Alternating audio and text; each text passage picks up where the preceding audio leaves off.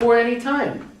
How was that problem solved? They got war. Before, one village would fight with another village, 5, 10 people would die, then they would make up and forget about it. Now, when there's a war, there's 20,000, 50,000, 100,000, 1 million people killed and suffer.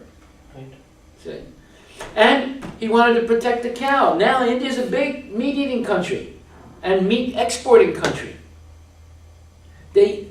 People go into holy places like Vrindavan, and at night they steal the cows that are walking around free, right?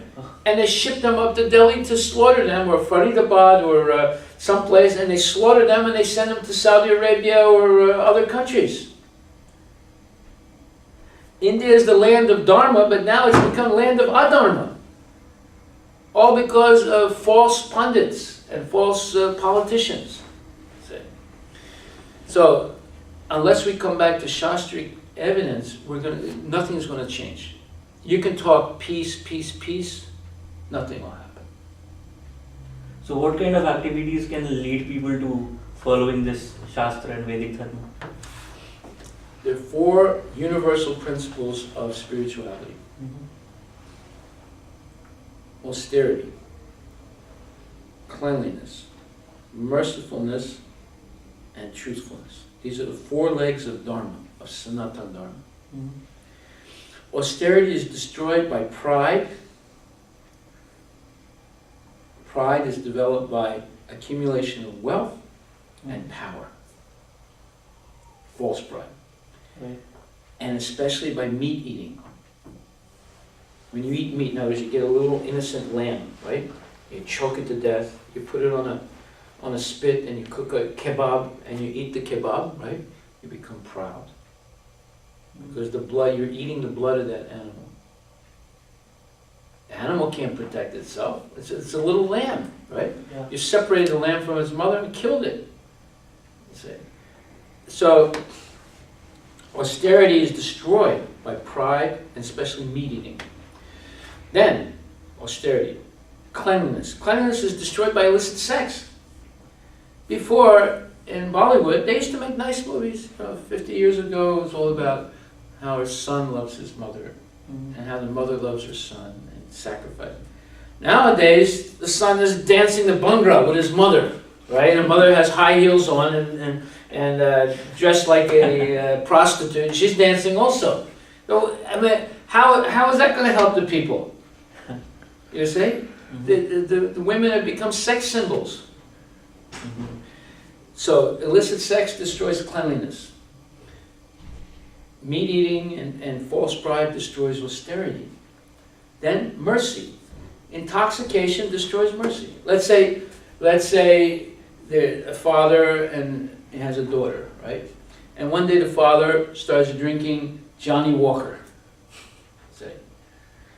And then he grabs his daughter. He doesn't see his daughter anymore. He just sees a woman, an object of sense grab, and he rapes her. Would he have done that if he was not drunk? No, he wouldn't have done Never. He would have never done that, right? He would have had his senses, right? But because he started drinking, it's always a nice, pretty girl, So this intoxication destroys mercifulness. And then truthfulness is destroyed by gambling, speculation on the stock market, the commodity market, the currency market, and philosophical speculation that destroys truthfulness. Just like, for example, in India, you have a company called Satyam. What does Satyam mean? Truth. The truth, right? And the CEO of Satyam was a Hindu, right? Yeah. But he got caught performing untruth, Right. cheating. Therefore, instead of calling his company Satyam, he should have said Asat, Asatyam. Then you'd be honest, right? Because everyone's proud of the man. He was a Hindu, he had such a big company, employing so many people, right? And everyone depending on him, and having so many government friends and this and that.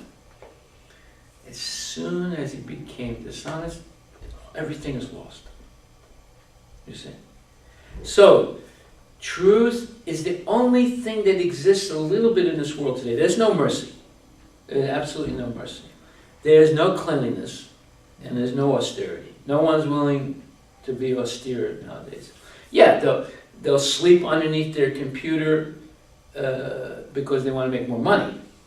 They'll do that austerity, but they're not going to chant Hare Krishna or fast on Ekadasi or fast on Janmashtami. All that stuff is more or less, not completely, thank God, but more or less finished. People don't believe in it. They believe their God today is not Krishna or Vishnu. Their God today is money. And they prostitute themselves for that money, you see. But still there's a little bit of truth. Just like if you see a drunk. And by the way, in India now there's plenty of drunks. Was there so much alcoholism in India, let's say 100 years ago, 50 years ago? No. No. Where did it come from? I guess people in India are trying to imitate the Western culture in some ways and forgetting their own things. Therefore, instead of spreading the Sanatana Dharma, we accepted the Yavana and Malecha civilization. Instead of the India's glory is Sanatana Dharma, is the Vedas, is the Vedic path, is Dharma, right? Instead of spreading that Dharma, yeah, we spread yoga so you could do exercise and have more sex, say. Or we spread, some kind of asirvat, by which you get some ashes and you make more money. You see? Or we do pujas so that, sani puja, so you don't get any adverse effects in your sense gratification by Saturn. That's not Sanatana Dharma. Sanatana Dharma, or the Aryan civilization, is based on defeating avidya and developing love of God, just like the gopis love Krishna. And then developing what's called, Bhagavad Gita 9th chapter, Satatam Kirtayanto Mam Jatantas Cha Jitavataha, 10th chapter, I'm sorry. Namasyantas Chamam Nitya Nitya Yukta Upasite. So this verse says, always chanting the glories of God.